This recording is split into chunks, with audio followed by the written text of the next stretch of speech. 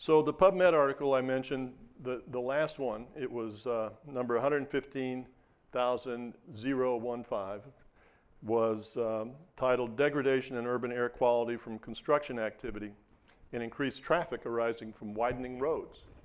Now that would be, I couldn't figure out, I mentioned that to somebody, and they said, well, it came up under glutathione, right? I said, yeah, and they said, well, we'll look at it. So I read the abstract, and it says that it puts stress on your glutathione-related antioxidant or oxidative system. And so it reminded me of an article I read a few years ago. It showed that the closer you live to a road, this was in England, the higher concentration of carbon particles you could find in your lungs and in your blood. And they use people with type 2 diabetes because they seem more susceptible. And type 2 diabetes has been shown, and type 1 have been shown to be deficient in glutathione. And one of the articles that is coming out from a university group that I work with will go into the mechanisms of this loss. Anyway, these people had an elevation of oxidized LDL. Well, what's oxidized LDL? Well, that's the oxidation product from regular LDL cholesterol. And it's been shown to deplete glutathione and the reductase. That's really important. I'll show you that cycle. And if you increase the glutathione present, and that's what they did in this study by increasing the function of glutathione reductase, which recycles glutathione, they could change that, the mechanism with oxidized LDL. So the first study we had done with the liposomal glutathione I work with showed that if you put the product into the blood taken from a healthy person to whom they had added a lot of excess copper ions, they can create oxidized LDL. And if liposomal glutathione was present, it reduced the lipid peroxides formed by 90%. And if it wasn't present, of course, there was no change. And it happened between 1 and 2 micrograms per ml, which turns out to be achievable with the oral liposomal product that I work with. So it's not, it doesn't take very much. So I've also got to publish an article that came out this year that shows that mycotoxins, the toxins from molds, the part of their pathophysiology is the depletion of glutathione. And it's a little esoteric as far as the mechanism. It's really fascinating to see how these mycotoxins work if you're into the science.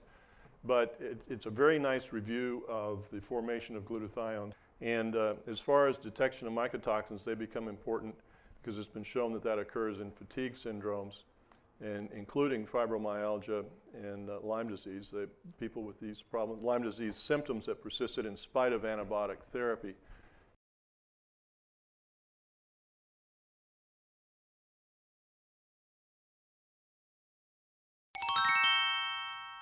Transforming growth factor beta is increased with a lot of inflammatory diseases, and it's incongruous, but for some reason elevations of TGF-beta can shut down the formation of glutathione.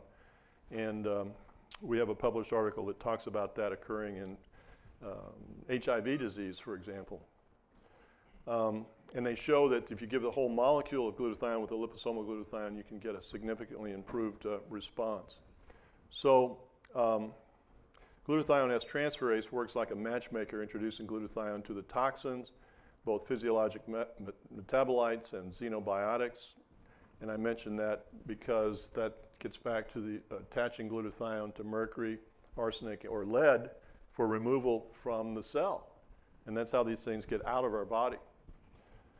And methylmercury takes one glutathione molecule and attaches it, and the body thinks that, there's articles that have shown that it looks like the oxidized form of glutathione, which is exported out of the cell into the bloodstream, carried to the liver, and then removed through fecal excretion. So when you're doing these detoxification exercises that Susan talked about, be sure you have normal bowel function and you're keeping your bowels moving normally with both the standard recommendations of fibers, but I use vegetables a lot. I just tell people to eat a lot of vegetables. That seems to help. Drink water, and magnesium. Magnesium is really critical for bowel function. If you're having to strain at stool, you need a little bit more magnesium. And it may be an irritant effect in the gut, but it also suggests the individual is low in magnesium.